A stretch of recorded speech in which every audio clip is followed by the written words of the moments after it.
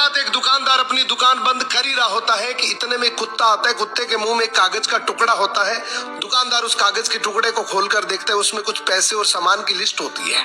दुकानदार समझ जाता है कुत्ते को सामान चाहिए। वो सारा सामान एक थैली में पैक करके कुत्ते के आगे रख देता है। कुत्ता थैली को मुंह में दबाता है और वहां से चल देता है। ये देखकर दुकानदार बड़ा अचंभित होता है कि इतना समझदार कुत्ता किसका हो सकता है, देखा जाए।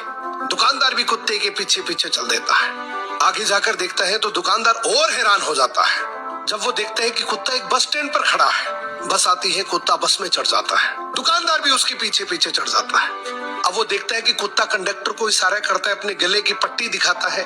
पट्टी में भी एक कागज का टुकड़ा होता है, उसमें पैसे और कुत्ते के स्टॉप का एड्रेस होता है। अब जैसे ही स्टॉप आता है कुत्ता उतर जाता है। दुकानदार भी उस स्टॉप पर उतर जाता है और इसकी एक्साइटमेंट और बढ़ जाती है कि आखिर इस कुत्ते का मालिक कौन होगा। इतना समझदार, इतना वेल ट्रेन्ड कुत्ता आखिर किसका है।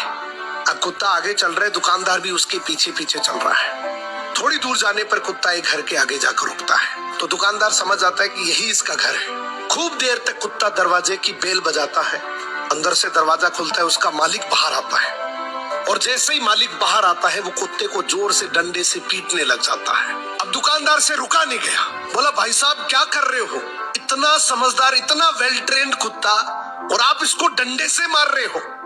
तो वो मालिक बड़े गुस्से में बोला, काहे का समझदार, बाहर गया था तो चाबी नहीं लेकर जा सकता था, घंटी बजा बजा कर मेरी नींद खराब कर दी।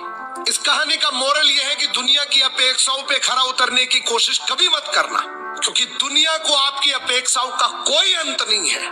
तुम अगर अपनी नजरों में सही और किसी और की नजरों में बुरे हो तो